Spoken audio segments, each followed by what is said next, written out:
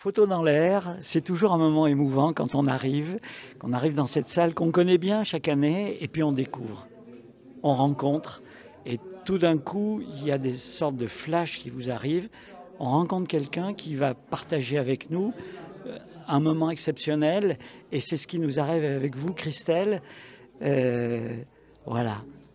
Alors, photographe depuis toujours, et passionné, bien sûr. Pas tout à fait, non. Non, depuis 2016. Donc, après une rupture et des moments un peu difficiles dans ma vie, j'avais des envies de... il fallait que je passe mon temps déjà. Et j'avais cette fibre artistique depuis l'adolescence que j'avais mis un petit peu de côté. Et il fallait que je ressorte beaucoup de choses dans ces moments-là. Et ça a été la photo alors? Alors au départ, je voulais faire soit me remettre au dessin, mais je me suis dit je vais rester chez moi et ça va pas me faire sortir et c'est pas bon. Et donc il fallait que je rencontre des gens et j'ai dit la photo, il faut que je m'y mette. Et donc j'ai dit je vais acheter un appareil photo et je vais tout apprendre de moi-même. Et j'ai acheté un EOS 1200, donc le bas de gamme, on va dire, de Canon. Et j'ai tout, en autodidacte, j'ai tout appris de mes réglages, de tout. Et je voulais faire, dès le départ, quelque chose de différent. Et je voulais montrer des choses laides ou pas très belles au départ et les rendre belles. Donc c'est pour ça que j'ai commencé avec de l'urbex, donc des lieux abandonnés. Voilà. Les photographes aiment bien ça. Il y en a qui sont même carrément spécialisés là-dedans. Oui, oui, oui. Et donc je trouvais que rendre beaux ces lieux, c'était quelque chose de magique. Donc j'ai commencé donc avec l'urbex et petit à petit je me détache. Je fais de la photo de rue et maintenant je voyage beaucoup, donc je fais des retours de mes voyages. Alors vous êtes lyonnaise et cette série s'appelle Les Autres. Oui. Et voilà, Les Autres, c'est un moment magique, non prévu, que vous inventez. Racontez-nous dans quelles circonstances. C'était l'hiver et un brouillard givrant. Je décide d'aller au parc de la Tête d'Or et pour prendre des paysages avec ce givre et avec cette lumière. Et en fait, je me retrouve dans cette allée. La grande allée du parc de... Alors, on l'a tous dans la tête, plus ou moins, mais c'est là, vous vous rendez compte? Oui, oui. Et toutes les photos ont été prises, quasi, dans cette allée et avec le portail en fond. Et là, je vois tous ces gens qui partent, qui reviennent dans cette lumière. Et je me dis, mais où vont-ils? Est-ce que moi, je suis comme eux? Est-ce que chacun de nous, nous sommes ainsi à aller dans des endroits où on ne sait pas et à revenir d'où on ne sait où? Et voilà, donc il y a des personnes seules, il y a des familles, il y a des coureurs, des sportifs. Et vous vous rendez compte en fait qu'on est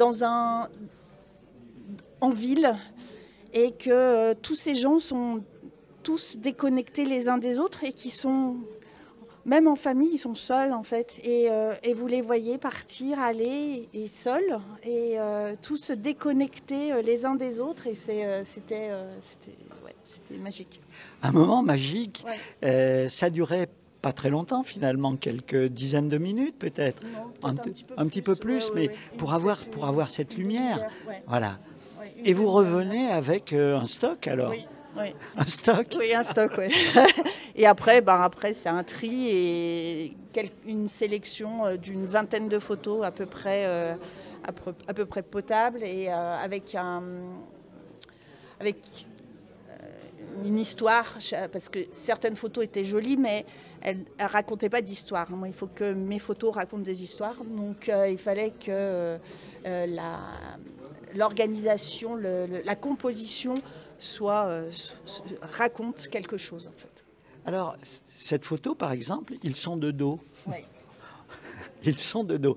Il y en a d'autres où quelques-uns, mais ils sont très souvent de dos, vos autres. Oui. Hein, souvent, ouais. avec bien sûr un jeu subtil sur le contre-jour, sur la lumière, sur une impression à la fois de solitude et en même temps de partage.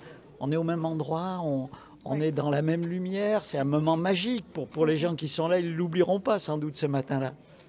Peut-être, ou pas. Ou pas. Parce que justement, les gens vont et viennent et ne se rendent pas compte en fait de leur environnement. Et peut-être qu'ils m'ont prise pour une folle aussi, à me mettre là et à les attendre, ou à me voir derrière aussi, à les prendre en photo. Et je pense qu'il y a d'autres matins qui sont ainsi aussi au Parc de la Tête d'Or l'hiver. Voilà. Mais c'était ce jour-là. Alors, le bon moment. quand on regarde, je vois deux jeunes filles qui font sans doute du patin à roulettes, Oui. peut-être. On imagine des couples qui se tiennent par la main. C'est à la fois le hasard qui a composé cette image, mais aussi l'œil du photographe qui appuie au bon moment. Oui, et le tri de la photo, justement, de garder vraiment la photo qui raconte des histoires. Parce que c'est vrai que peut-être ce jour-là, j'ai shooté peut-être 150 photos et sélectionner vraiment les photos qui peuvent parler, qui peuvent parler aux jeunes, qui peuvent parler aux plus âgés, parce que j'ai des photos avec des personnes âgées aussi, et sur la descendance et l'ascendance. Donc, et de suivre son chemin et voilà, et sur la solitude aussi. J'ai remarqué en fait que mes photos parlent beaucoup de solitude. Et l'urbex, c'est encore pire. Faire ressortir ça aussi.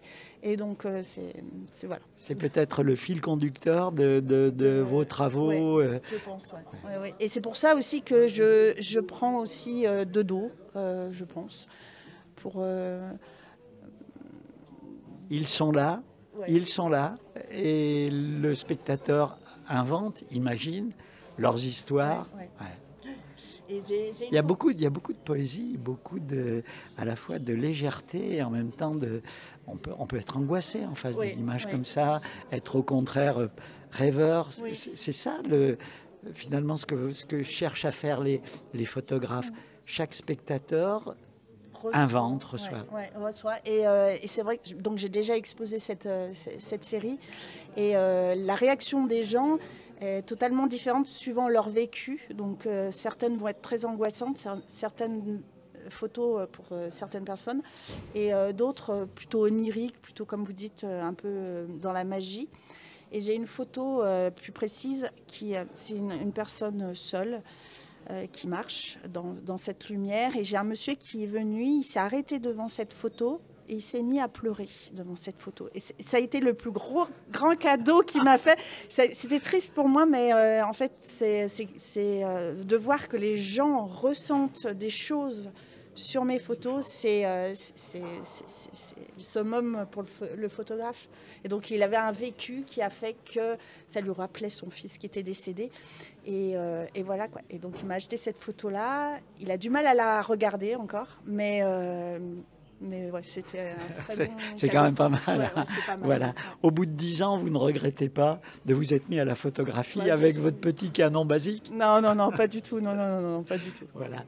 Merci à toi Jean-Marc pour la réalisation. Et puis on vous invite bien sûr à venir voir la série de Christelle et puis des 18 autres photographes venus de la France entière et même d'Italie qui se rassemblent pour cette belle semaine. Merci. Merci à vous.